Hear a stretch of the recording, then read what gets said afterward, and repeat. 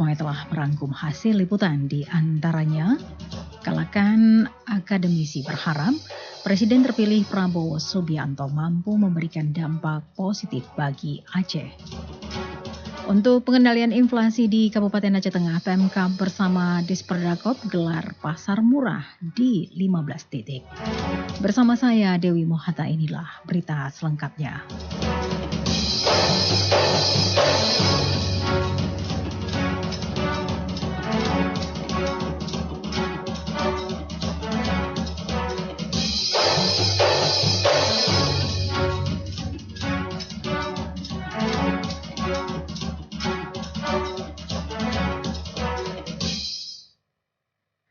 Baik, pendengar, kita awali berita yang pertama. Sejumlah kalangan akademisi berharap Presiden terpilih Prabowo Subianto mampu memberikan dampak positif bagi Aceh. Berikut dilaporkan oleh Alia Farzia. Presiden terpilih 2024-2029, Prabowo Subianto memiliki latar belakang militer yang kuat serta pendidikan yang tinggi. Sejumlah kalangan berharap kepemimpinannya memberikan dampak positif bagi masyarakat Aceh. Seperti disampaikan pakar ilmu politik dan pemerintahan Universitas Maliku Saleh, Dr. Muhammad Akmal dalam dialog RRI mengatakan, Prabowo memiliki figur yang kuat untuk membawa perubahan yang signifikan, terutama dengan dukungan mayoritas partai politik di DPR. Menurutnya, Prabowo mempunyai kemampuan untuk mengelola sistem pemerintahan lebih teratur. Ini menjadi harapan baru bagi masyarakat Aceh untuk perbaikan manajemen pemerintahannya, terutama sistem bagi hasil yang diatur dalam Undang-Undang Pemerintahan Aceh (UUPA) tentang migas. Seharusnya Aceh menerima 70% dari pendapatan migas, sementara Jakarta mendapat 30%. Namun aturan itu hingga kini belum berjalan efektif. Kalau kita lihat di latar belakang Pak Prabowo, itu beliau ada harapan. Latar belakang beliau sebagai militer, komando ya, dan lulusan terbaik saat sekolah dulu. Jadi itu ada harapan kita mempunyai figur yang cukup baik ke depan. Prabowo punya sistem ini bagus nih, ini bagus presiden. Artinya dia punya kemampuan mengelola, ya kan, kebersamaannya bagus. Ini cikal bakal Indonesia maju kalau menurut saya. Dan harap Aceh sangat penting. Kita akan bisa berharap dia Prabowo, bagaimana bagi hasil yang baik. UUPA kita kan nggak jalan nih sekarang. Migas kita nggak jelas ini. Padahal ditulis dalam UUPA 70 untuk kita, 30 untuk Jakarta. Ini kan dikelabui sekarang ini. Dr. Muhammad menambahkan, untuk mencapai Indonesia maju sangat dibutuhkan kepemimpinan yang otoriter guna menjaga ketertiban dan mempertegas jalannya undang-undang di Indonesia. Pihaknya menegaskan, dengan adanya Prabowo akan menciptakan harapan baru bagi masyarakat Aceh. Alia Farzia melaporkan. Harapan baru masyarakat Aceh terkait visi misi Indonesia Emas Presiden terpilih Prabowo Subianto dapat teraplikasikan dengan baik. Berikut dilaporkan oleh Marwiyah. Presiden terpilih Prabowo Subianto dinilai sejumlah kalangan merupakan pemimpin yang akan mempererat persatuan dan kesatuan negara. Selain itu, Prabowo juga akan melakukan stabilitas politik dalam negeri guna mewujudkan visi misi dan program yang akan dilakukan ke depannya, yakni yang telah tertuang dalam Asta Cita visi misinya bersama Indonesia Maju menuju Indonesia Emas 2045. Seperti disampaikan oleh pengamat sosial dan politik Aceh Utara, Muslim Hamidi saat dikonfirmasi RRI kemarin mengatakan terdapat 8 misi Asta Cita, 17 program prioritas, serta 8 program hasil terbaik cepat Prabowo Subianto. Program tersebut banyak menuntaskan tentang pengembangan dan penyiapan SDM. Lanjutnya, program tersebut tentu harus dipersiapkan oleh anak-anak generasi ke depan, mulai dari sekarang menuju 20 tahun ke depan. Mulai dari penekanan stunting, serta bagaimana pemberian gizi, sehingga generasi di masa mendatang bisa hidup layak karena telah dipersiapkan secara matang. Jadi beliau juga jadi presiden ke-8 dan ini mungkin harapan beliau di masa pemerintahannya akan bisa mewujudkan Indonesia Emas. Maka oleh karenanya kita melihat dari program-program Pak Prabowo ini kan banyak beliau untuk memprioritaskan terhadap pengembangan SDM terutama. Jadi beliau tuh punya konsen untuk mempersiapkan SDM kita sejak awal. Beliau akan mencapai Indonesia Emas di tahun 2045 itu sekitar 20 tahun lagi dari itu sekarang. Dan itu perlu dipersiapkan anak-anak generasi ke depan. Bagaimana stunting gitu kan. Kemudian bagaimana program Pak Prabowo 20 ke depan untuk pemberian gizi, sehingga anak-anak yang hidup 20 tahun ke depan ini bisa dengan SDM yang bagus, sehingga mereka menghadapi Indonesia Emas di tahun 2045 itu menjadi sebuah kesiapan yang memang sudah dipersiapkan sejak sekarang. Muslim Hamidi juga berharap agar Presiden terpilih 2024-2029 dapat mempererat hubungan dengan elit yang ada di Aceh demi kepentingan Aceh ke depannya, serta membuktikan janji-janji yang pernah Prabowo sampaikan agar nantinya bisa dibuktikan di pemerintahannya, meskipun sudah tertunda sekitar 10 tahun. Meruya Uhtil Hupi melaporkan. Masih bersama kami, Fokus Pagi, Radio Republik Indonesia Loks Maweng.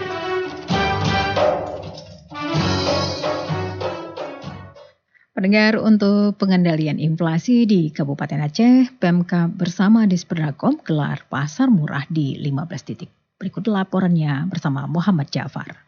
Kecamatannya itu kita bawa beras 3.200 kg, minyak goreng 2.000 liter, gula pasir 2.000 kg, tepung terigu 650 kg, dan telur ayam 650 papan. Sehingga total anggarannya 700 juta rupiah bisa tersebar di 15 lokasi kecamatan. Dan kemarin mulai dilakukan pertama langsung Pak Bupati datang ke lokasi, yaitu harga sembako yang tidak stabil di pasaran, sehingga PJ Bupati Aceh Utara Dr. Andes Mahyuzar MSI dengan menggunakan dana insentif fiskal memerintahkan dinas terkait menggelar pasar murah di 15 titik sebagai upaya menekan inflasi daerah karena tingginya harga bahan pokok saat ini yang berdampak kepada lemahnya daya beli masyarakat. PLT Kadis Perindakop Aceh Utara Insinyur Haji Mirza Gunawan STMAP mengatakan di lokasi pasar murah yang berlangsung mulai Senin kemarin di Kecamatan Syamtalira Arun dijual 5 kebutuhan pokok masyarakat yang sudah disubsidi pemerintah, yaitu minyak goreng, gula pasir, tepung terigu, telur ayam, serta beras, dengan fokus utama untuk pengendalian inflasi daerah, sehingga siapa saja boleh membeli karena tidak dikhususkan kepada masyarakat miskin dan kurang mampu serta yang terdampak bencana. Sedangkan dus bangko yang disubsidi pemerintah beras Rp50.000 per 5 kg, gula pasir Rp28.000 per 2 kg, minyak goreng Rp32.000 per 2 liter, tepung terigu Rp14.000 per 2 kg, serta telur ayam Rp40.000 per papan. itu di Kecamatan Syamtalira Arun. Insya Allah dalam beberapa hari ke depan kita terus lakukan, hari ini di Cotgire, besok di Lapang, hari Kamis di Payabakong, dan hari Jumat di Nibung. Selanjutnya 10 kecamatan lagi nanti menunggu kesiapan dari kecamatannya untuk kita lakukan, karena memang target kita, sasaran kita ini bukan hanya untuk orang miskin, karena kalau untuk di dinas sosial itu targetnya orang miskin, untuk BPBD targetnya yang terkena dampak bencana, sementara untuk Disperindak itu targetnya adalah untuk kestabilan harga pasar, sehingga yang kita lakukan hari ini agar harga yang di pasar ini bisa turun, karena kebetulan dari pemantauan kita kemarin harga minyak goreng itu sudah 2 hari di atas HET, harga minyak goreng itu. Pemerintah ke depan juga akan berupaya untuk menggelar pasar murah di seluruh kecamatan yang ada di Aceh Utara. Bahkan pada bulan November mendatang juga akan digelar pasar murah di Kabupaten Aceh Utara bersama Disperindak Provinsi Aceh. Sekian laporan Muhammad Ja'far. Sejumlah kalangan berharap hadirnya Waduk Kerto di Payabakong dapat mengurangi intensitas banjir di Aceh Utara. Berikut dilaporkan oleh Dasih.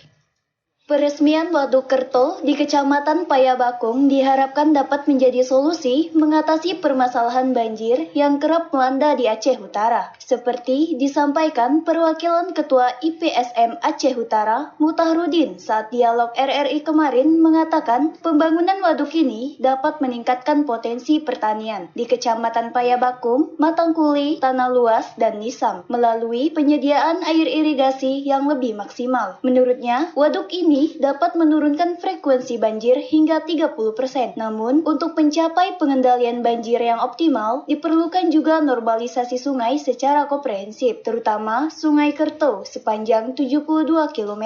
Lanjut, Mutahrudin, saat ini Aceh Utara rata-rata mengalami banjir 1-14 kali dalam setahun. Dengan demikian, 60% upaya pengendalian banjir masih bergantung pada keberhasilan normalisasi sungai. Dengan diresmikan waduk waduk Krungkerto ini akan terjadi kenyataan di lapangan, penanggulangan banjir akan bisa berkurang. Kemudian harapan kami juga dengan diresmikan waduk Krungkerto ini juga akan membawa kebaikan bagi masyarakat petani kita, terutama adalah di Kecamatan Payabakung, Kecamatan Manangkuli, Kecamatan Tanah Luas, dan Libong. Ini dapat dialiri air irigasi daripada arus bawah dari Krungkerto. Kemudian yang terakhir, harapan kami juga setelah dilakukan peresmian waduk raksasa ini juga harus diimbangi dengan normalisasi kruang, yaitu Krungkerto mulai dari hilir sampai ke hulu. Muhtarudin berharap Presiden Jokowi dapat memberikan perhatian serius terhadap kelanjutan proyek normalisasi Sungai Kerto sebagai solusi jangka panjang dalam mengatasi permasalahan banjir di Aceh Utara. Dase melaporkan.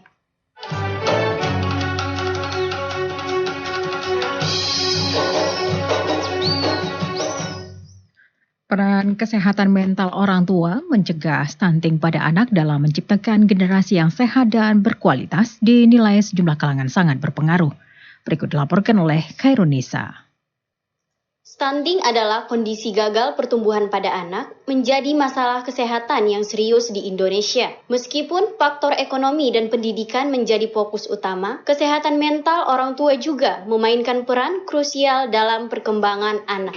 Direktur Biro Psikologi ASA Kita Lok Sumawe, Nurdia Iksan, mengatakan anak mengalami stunting tidak mesti dari kalangan menengah ke bawah. Namun, anak dari keluarga memiliki kesejahteraan ekonomi yang baik bisa saja berpotensi menghadapi masalah kesehatan mental, seperti depresi dan berisiko stunting. Menurutnya, permasalahan stunting adalah kurangnya perhatian dan pemahaman orang tua terhadap kebutuhan anak, baik pemenuhan gizi, fisik, maupun psikologis. Karena stunting itu namanya bayi itu kan pasti anak yang belum mandiri dan yang perlu perhatian dari orang tuanya, ibu bapaknya. Mungkin faktor stunting itu berbagai macam, mulai dari ekonomi, pendidikan. Dalam konteks hari ini kita bicara masalah mental. Banyak tidak tertutup kemungkinan orang yang ekonominya bagus tapi ada terjadi ketidaksejahteraaan psikologis, anaknya juga bisa jadi bermasalah, bisa jadi stunting. Artinya apa? Ketika ibunya tidak pemahamannya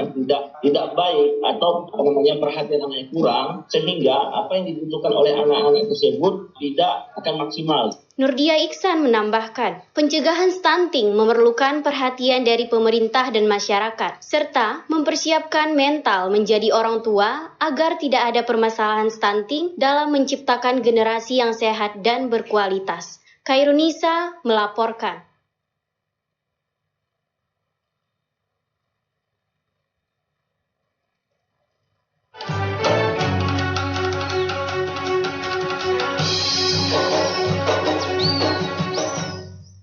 Pendengar, kendati masih tetap eksis di era modern, pengrajin besi di Kecamatan Tanah Pasir, Kabupaten Aceh Utara masih dihadapkan dinamika harga bahan baku yang terus mengalami kenaikan harga. Berikut dilaporkan oleh Muhammad Sofyan.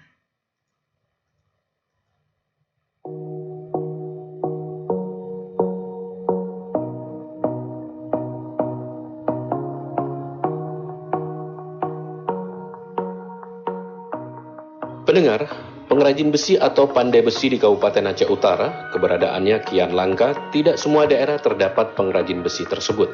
Salah satunya pengrajin pandai besi tradisional di Kecamatan Tanah Pasir, Aceh Utara, masih bertahan di tengah maraknya produk pabrikan saat ini. Mereka masih menggunakan tenaga dan alat tradisional saat membuat berbagai peralatan seperti cangkul, pisau, parang, dan kapak. Untuk memanaskan besi, mereka masih menggunakan bahan baku dari arang, setelah besi dan logam panas, kemudian ditempah memakai palu. Seperti amatan RRI di bengkel pengrajin besi milik M-Type Majid, 64 tahun, di Kampung Blang, Kecamatan Tanah Pasir, profesi ini sudah ia geluti secara turun-temurun dari keluarga. Bersama putranya, M-Type tengah sibuk menempa besi yang sudah dipanaskan, dan putranya menggerendra besi yang sudah terbentuk sebilah parang.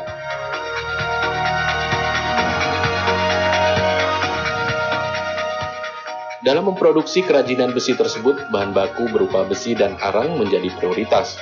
Bahkan setiap produksi kerajinan besi, ia harus membeli bahan baku besi minimal Rp200.000 dan arang Rp150.000. untuk sekali produksi dengan menghasilkan sekitar 20 unit parang. Ungkap M. Taib dengan bahasa daerah Aceh.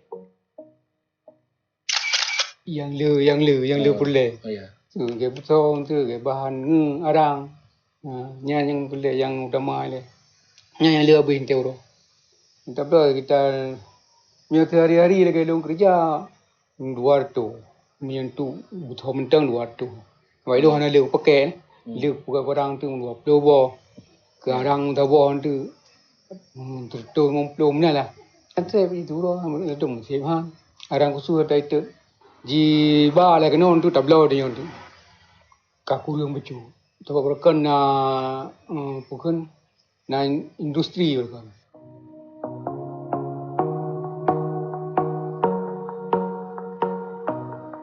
Menekuni pekerjaan ini selama bertahun-tahun, seiring waktu beberapa bahan produksi mengalami kenaikan harga, salah satunya besi, berjenis besi per kendaraan roda 4 yang didapat dari tempat penjual barang bekas.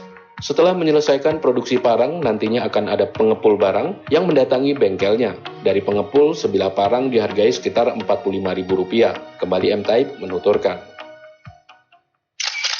Bahan baku mahal, barang murah. Barang dah jauh mungkin ini, bagian Rp25.000. Tapi bahan mahal. Itu €2 tu dia untuk €20 dia €2. Tu jangan nak lebih ni betul dia €2 jangan tindu. Dapatkan 3 orang kerja. Ya. Ni yang ke kita €25 tu tambah barang biasa betul kayaknya. Saat disinggung soal bantuan dari pemerintah, M. Taib mengaku belum pernah menerima. Namun pasca tsunami, terdapat pengrajin besi di kecamatan tersebut yang menerima bantuan dari pemerintah, berupa 1 unit mesin penempah besi diperuntukkan untuk 10 orang penerima manfaat. Ni awal lain tapi ekonominya. Yang lagi daerah kampung Pandai deh, ada nyoy bi tapo. Nyan tapo. Sabonya tiplo daurun. Bantuan lam lihat tsunami orang jadi kena hana tu mengena. Jadi kakak tu pegat. Kakak pegat baca. Ya. Kena ngena tempat. Hana itu pele.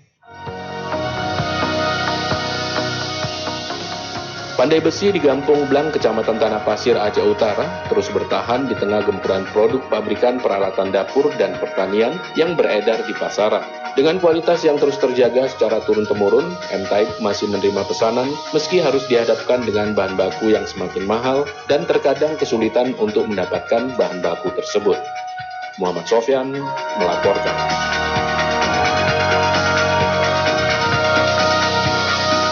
Ya, pendengar, dengan berakhirnya informasi terkait dengan pengrajin pandai besi tetap eksis di era modern mengakhiri perjalanan Fokus Pagi untuk pagi hari ini. Tetaplah bersama kami di Pro 1 Lintas Loksmai Pagi.